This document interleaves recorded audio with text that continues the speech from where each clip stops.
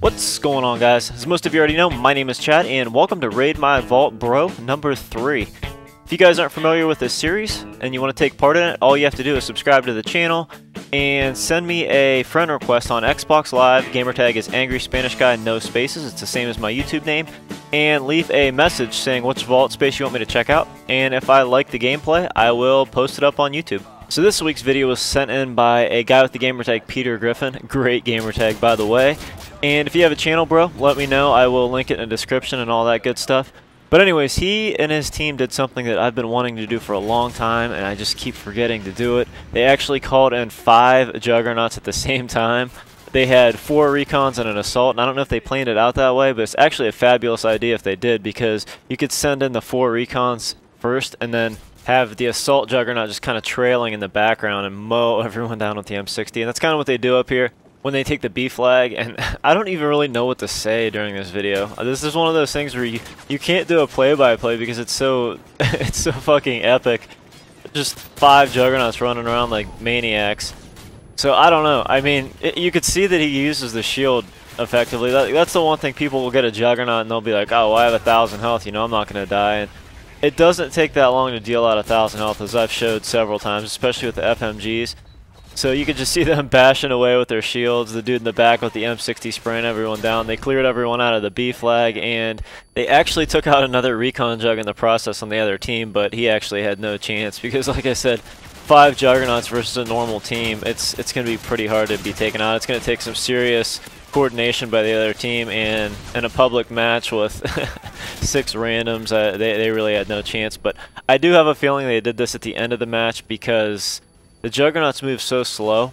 I think if the score was fairly close and you had you had 5 juggernauts on your team, I think if the other team was smart and they didn't continually try to attack you and they just ran around and kept the other 2 flags capped, I don't think that the juggernauts would be able to actually move fast enough to recapture a flag and keep 2 captured at the same time. So I don't know. I don't know what would happen there. It'd be interesting to kind of find out if they did this earlier in the match, if they could actually hold 2 flags and win the game or not.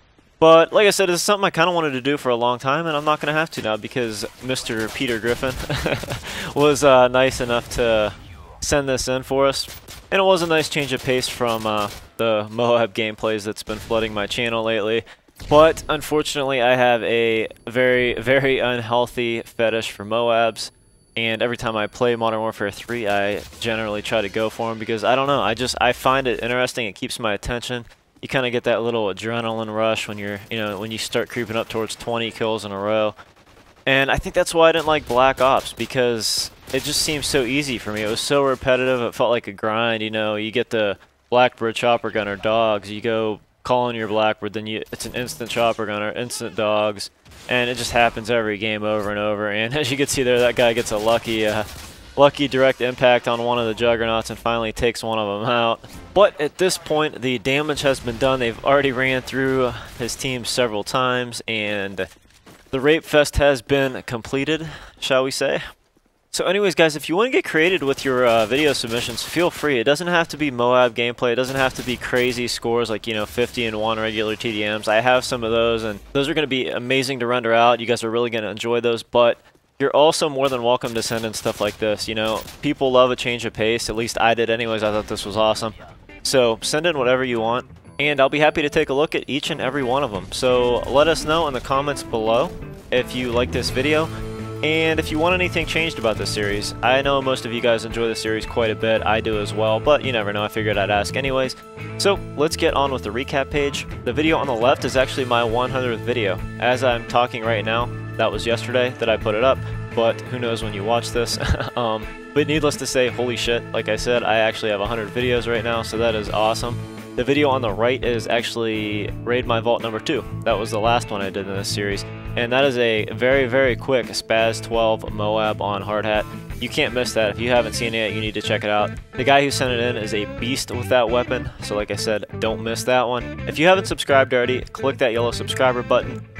Follow me on Facebook and Twitter. The links will be in the description. And as always, guys, I appreciate all the support. I will catch y'all later. Peace.